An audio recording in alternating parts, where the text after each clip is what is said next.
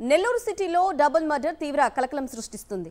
Penna barrage కుడివైపున సర్వేపల్లి కాలువ కట్టపై జంట హత్యలు జరిగాయి. కాలువలోని 2 మృతదేహాలను పోలీసులు వెలికితీసి పోస్టుమార్టం నిమిత్తం జీజీహెచ్కు పంపారు. అర్ధరాత్రి దాటాక జరిగిన ఈ హత్యలపై కేసు నమోదు చేసి విచారణ చేపట్టినట్లు పోలీసులు చెప్తున్నారు. దీనిపై మరింత సమాచారాన్ని మా ప్రతినిధి లోకేష్ అందిస్తారు. నెల్లూరు సిటీలో పెన్నా బ్యారేజ్కు అనుసంధానంగా ఉన్న సర్వేపల్లి కాలువ బ్రిడ్జ్ పైన డబుల్ మర్డర్ తీవ్ర కలకలం సృష్టిస్తుంది.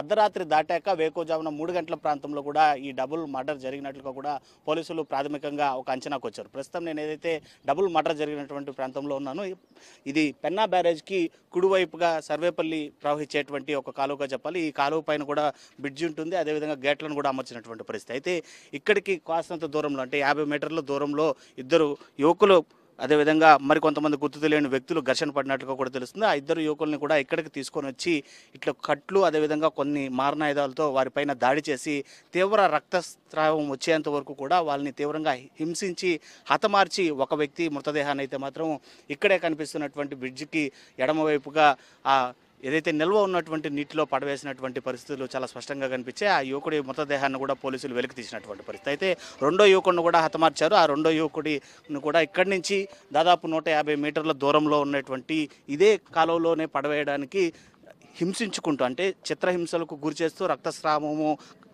ప్రవహిస్తూ ఉండగానే కూడా ఆ యువకుడిని ఇక్కడి నుంచి లాక్కెళ్ళినటువంటి రక్తపు మరకలు కూడా చాలా క్లియర్గా కనిపిస్తున్నాయి. అక్కడ కనిపిస్తున్నటువంటి ఏదైతే బ్యారిగేట్ ఏర్పాటు చేశారో అది రెండో స్పాట్గా కూడా చెప్పాలి. ఆ రెండో స్పాట్ దగ్గర వరకు దాదాపు 100 మీటర్స్ పైనే ఉంటుంది. అక్కడ వరకు తీసుకెళ్లిన తర్వాత రెండో యువకుడికి సంబంధించినటువంటి మృతదేహాన్ని ఇదే కాలువలో ఉండేటువంటి నిల్వ ఉండేటువంటి నీటిలో మళ్ళీ పడవేసినటువంటి పరిస్థితి. ఆ మృతదేహాన్ని కూడా ఇప్పటికే వెలికితీయడం జరిగింది. 2 మృతదేహాలను కూడా ఇప్పటికే పోలీసులు వెలికితీసి జీజీహెచ్కి పోస్టుమార్టం నిమిత్తం తరలించినటువంటి పరిస్థితి. అయితే ఇద్దరు యువకుల్ని హతమార్చినటువంటి గుర్తు తెలియనటువంటి వ్యక్తులు ఎవరు, అదేవిధంగా ఆ హత్యలు చేయడానికి గల కారణాలు ఏంటి, అదేవిధంగా ఇప్పటికీ అంత గ్రూపు ఆ ఇద్దరు యువకులపైన దాడి చేశారంటే కనీసం వారు కూడా ఇద్దరుకు మించినటువంటి గ్రూప్గానే చెప్పాలంటే 3 లేదా 4 దాడి చేసినటువంటి దాఖలాలు కూడా ఉండొచ్చు. కాబట్టి ఎలా జరిగింది ఈ సంఘటన, అది కాకుండా రద్దీగా ఎప్పుడు కూడా వాహనాలు తిరిగేటువంటి ఈ రోడ్లో ఇంత క్రూరంగా ఇద్దరిని హత్య గావిస్తుంటే కూడా ఎవరూ చూడలేదా అనేటువంటి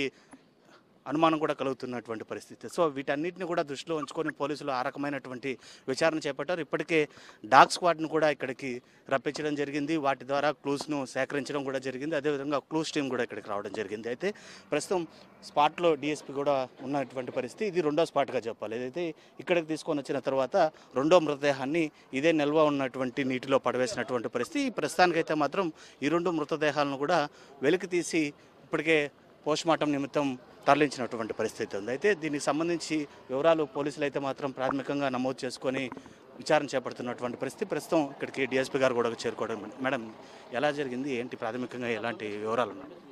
వెరిఫై చేస్తున్నామండి. ఇంకా ఐడెంటిఫై అవ్వలేదు ఎవరనేది. ఐడెంటిఫై చేసి ఎవరనేది ఐడెంటిఫై చేసి చెప్తాం మళ్ళీ మీడియాకి. మొత్తం మీద ఈ డబుల్ మర్డర్కి సంబంధించి పోలీసులు ఈ కేసుని ఎంత త్వరగా సాల్వ్ చేస్తారనేది కూడా వేచి చూడాల్సినటువంటి పరిస్థితి అయితే నెల్లూరు నగరంలో కనిపెడుతుంది. వీడియో జర్నలిస్ట్ భద్రత, లోకేష్, సాక్షి టీవీ.